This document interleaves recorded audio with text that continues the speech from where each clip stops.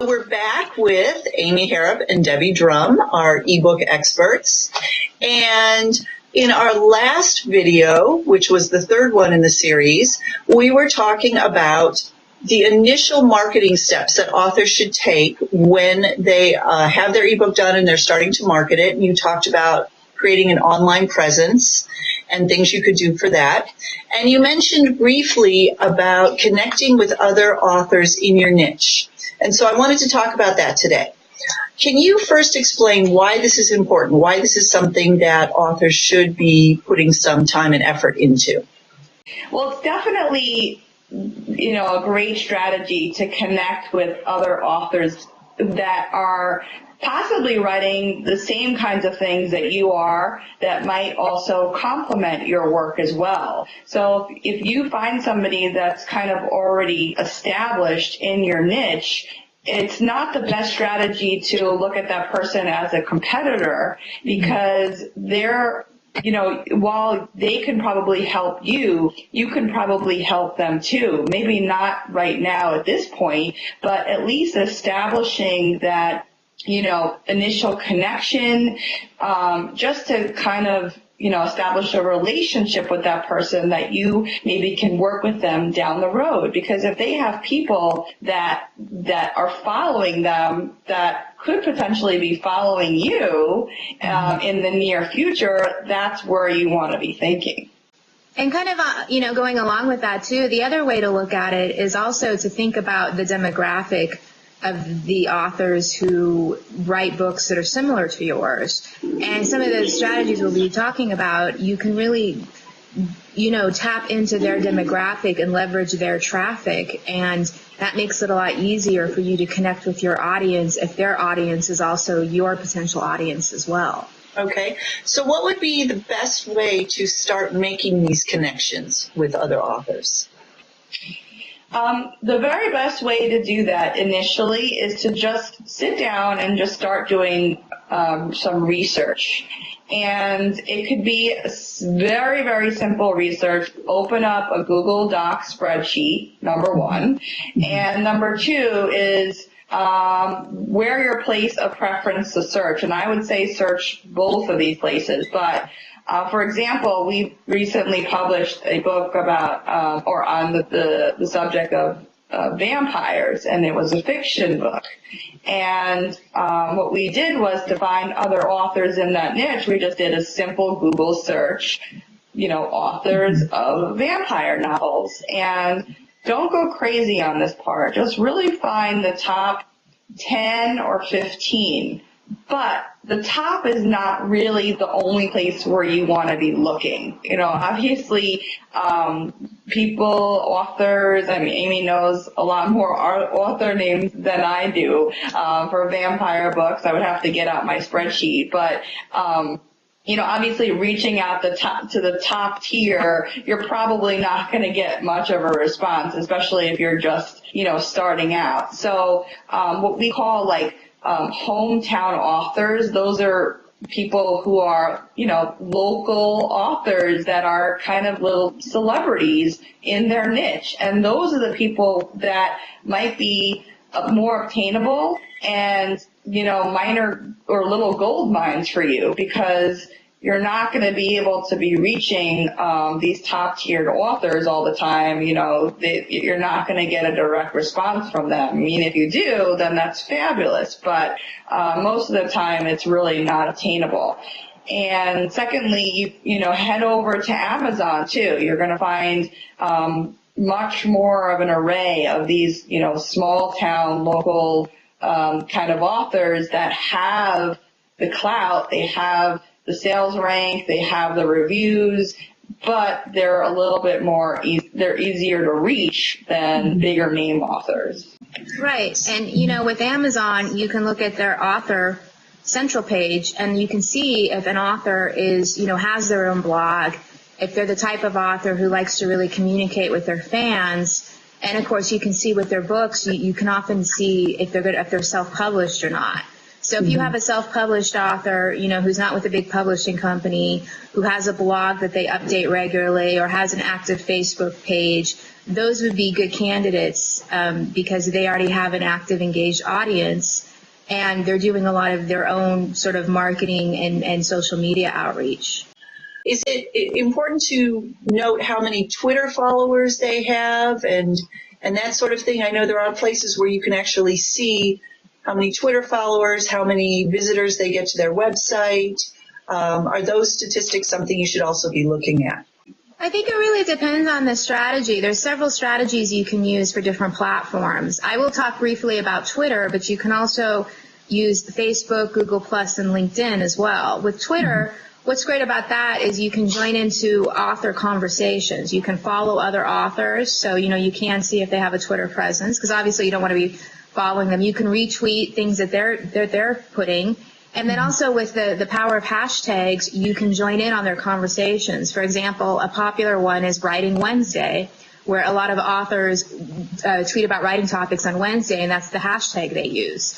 So if you want to join in with that, you can also use that hashtag, and you're going to be part of that larger conversation, which is, I think, one of the more effective ways to use Twitter, when you're connecting with these other authors. And when you retweet an author's post, or their tweet, then they are more likely to start following you as well. Is that correct? Right. It's sort of a reciprocal arrangement there. So when you first start approaching these authors, how should you do it? Should you just compliment their work? Should you comment on a blog post? Or do you actually want to approach them and say, what can you do to help me? Yeah, the reason why in your previous question I brought up that you also want to put those big names on a spreadsheet is because you want to tap into their audience, okay? And the bigger the name will be, the more of an audience you're going to find. And the strategy really goes to get that instant gratification to tap onto that author status is Facebook advertising, because the author name is more likely to come up and show up under that interest category in Facebook. So the reason why I said that first and not answered your question directly is because that's something, reaching out to that author is something that you should not do after you make that list. Because think about it.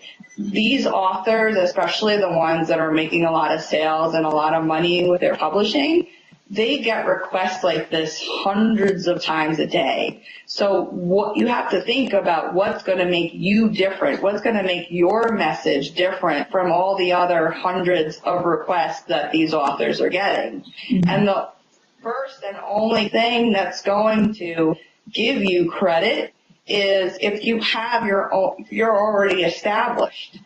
Now, and think of it from if you were that big name seller and you were getting hundreds of emails and saying, hey, I just wrote a book. It's my first book ever. I have no audience and no reviews. So, I'd just like to connect with you. That's a great message, and that's reaching out. That's actually doing something as opposed to doing nothing.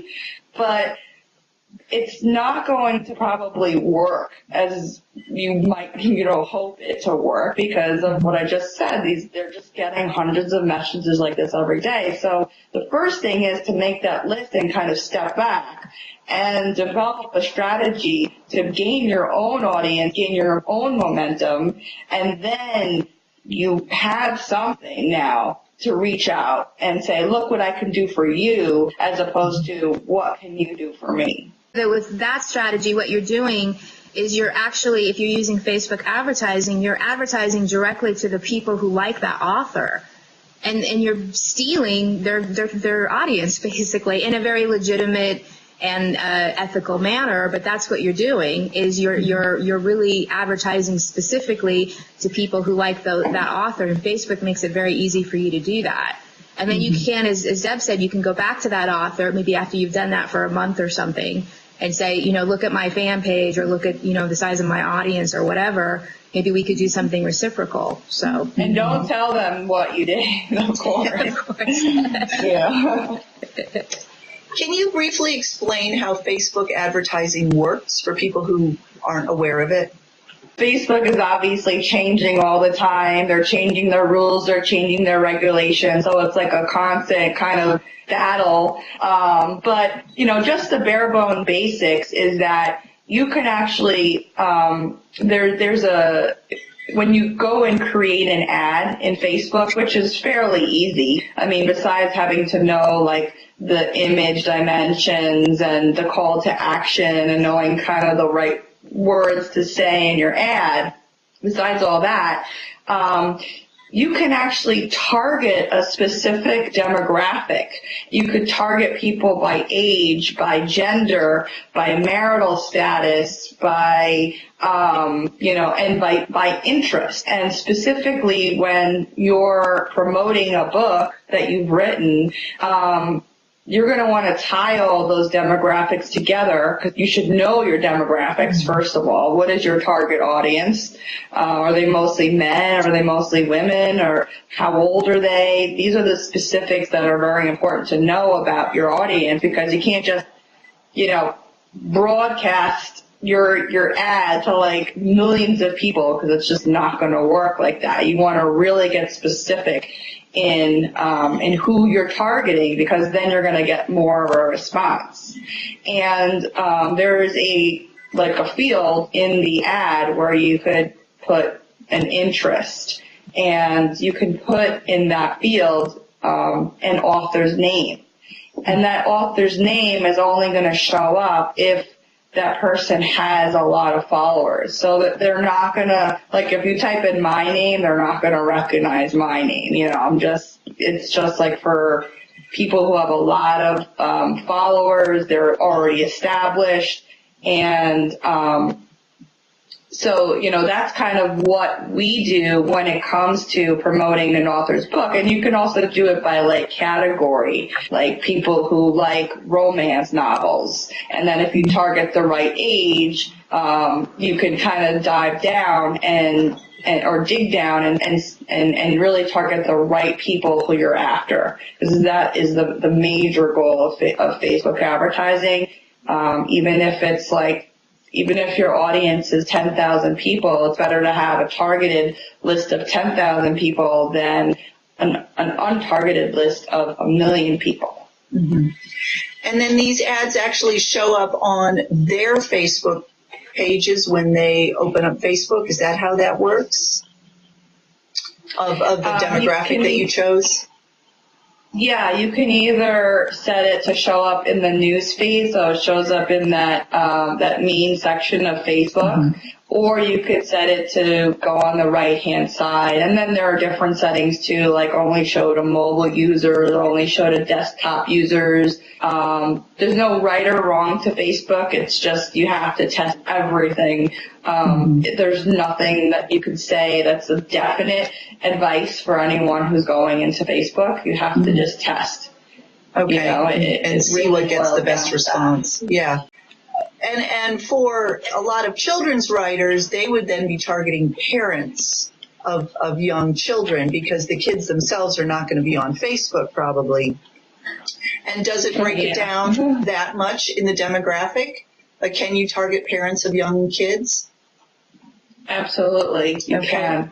And there are relevant things that you can say that, like, to moms of kids with ages, 4 to 8, you have trouble talking to your friends on the phone while your kid's, pulling at your jeans, give them something to do, right, and download this app and keep them busy for 45 minutes, what I mean? So you're probably not going to have one generic ad for everybody. You're going to have several different ones depending on what demographic you're choosing.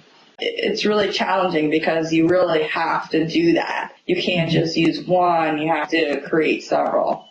And cost-wise on Facebook, I know that obviously it probably depends on a lot of different factors, but is it fairly cost-effective or fairly reasonable to do something like that, as opposed to taking out, say, a big print ad in a a magazine or something like that. It's way more cost effective than print advertising, way more.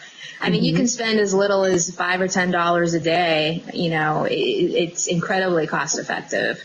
You can also decide what time to run your ads, so you know you're reaching your demographic when they're there and the most responsive. You know, it's become hugely popular over the last year or so, just because it's really in the reach of everybody to run targeted advertising on Facebook, and so it's definitely something that's cost effective. But you know, as Deb was saying, you also have to really get into that targeted audience, because that's really going to give you the best return on your investment. So once you've placed some of these ads and built a following of your own, what would you say to these authors as to how you can work together? Well, that brings a good point, because one of the things that we always tell people is to be established, right? So make sure that before you ever reach out to anyone that you have a Facebook page that's separate from your personal Facebook account.